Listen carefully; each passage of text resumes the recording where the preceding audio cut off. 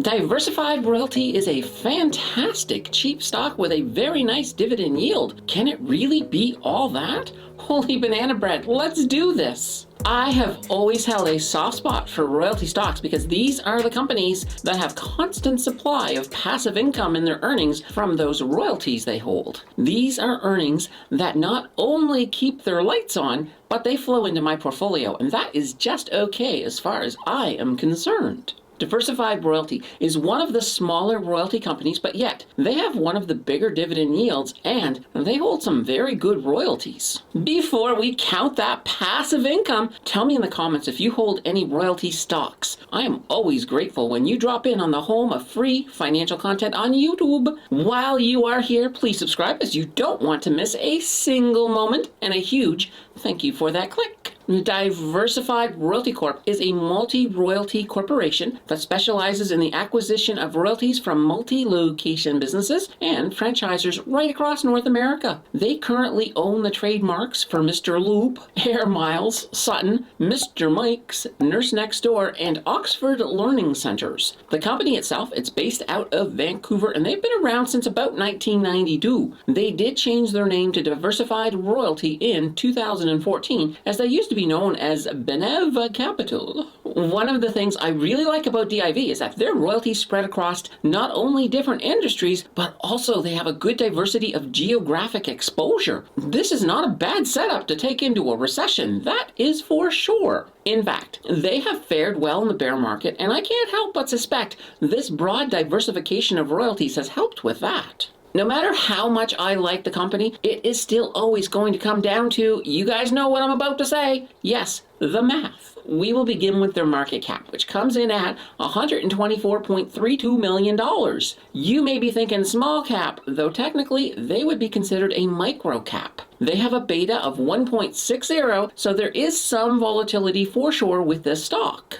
When we look at their earnings per share, they come in at 0.21. Their diluted EPS is the same, so dilution is not a factor with these guys. With that being said, they have, though, experienced some insider trading over the last 3 months. One folk over there at the DIV sold 140,000 shares. That was the only case within the last year, so it is concerning, but not a deal breaker by any means. Their price to earnings ratio comes in at 13.70, which is higher than their industry average of 7. This could indicate that they are overvalued, though I suspect that may not be the case. Their price to book ratio comes in at 1.90, making them almost valued twice as much as their book value. This also may indicate that they're overvalued, but once again, I think when we look at their fair value, we'll get a better picture of whether or not they're overvalued. It is going to, of course, yes, it will boil down to that fair value, and when we look at a discounted cash flow model, provided of course by those folks over at simplywall.st,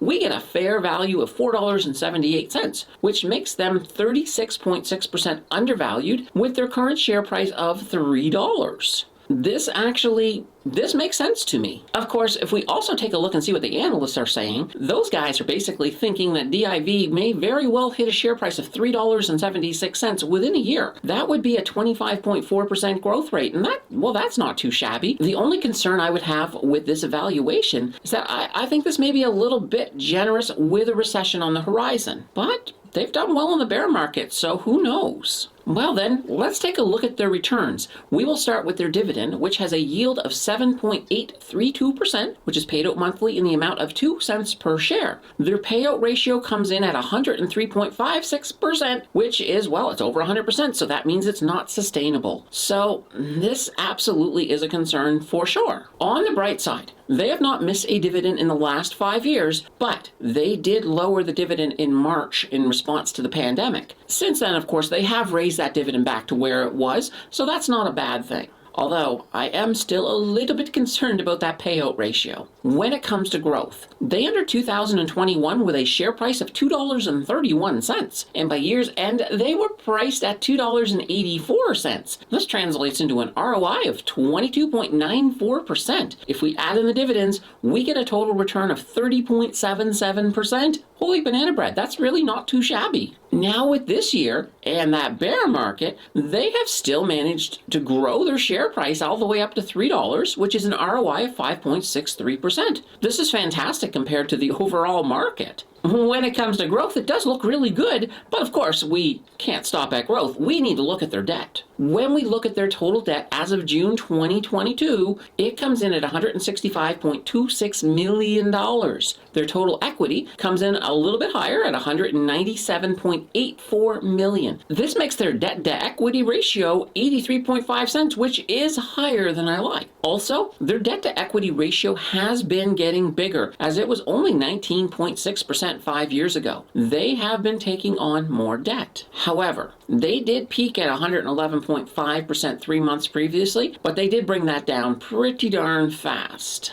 When we dig a little bit deeper and we look at their short-term assets come in at $11.69 million, while their short-term liabilities come in at $6.91 million. This is not too bad, as their short-term assets definitely covers the short-term liabilities. On the long term, their long-term assets come in at $371.97 million, while their long-term liabilities come in at $178.91 million. I do like that their long-term assets cover the long-term liabilities. This is a good thing. I would, though, feel a little bit better if the short-term assets would also cover those long-term liabilities, but alas, that is not the case here. Not a deal breaker, but still not ideal. They are able to cover their interest payments on that debt, which is great, though the overall debt is not covered by their operating cash flow, which is not so great. So debt's a little bit of a mixed bag. I'm not happy with it, but I'm not scared by it. So what is that final verdict? I do hold this stock, and after this deep dive, I will certainly add a little more monitoring on this company. I do not think there is a lot to worry about yet. This is, of course, provided their fundamentals do not get any worse. And yes, there is enough there for a wee bit of concern, not enough to have me running for the hills, though. They are a good dividend payer, and their dividend may not be sustainable, but yet it is not too far from changing that. If they can just bump up their earnings a wee bit, I think this is a stock that we can expect some moderate growth from, and I expect that they will get that dividend more sustainable on the other side of the bear market. I will, of course, still watch this one, but in my opinion, it is a good medium risk dividend stock. I have no plans to sell any of my DIV shares, and that says a lot. It, of course, should go without saying to do your due diligence on this one if you want to add this itty bitty high div player to your portfolio. The fun does not have to end here. Check out my video on Loblaws that I will link on the left. Otherwise, check out that video on the right that YouTube thinks you will like a little bit more. Your click will decide who is right, and I will see you in the next video.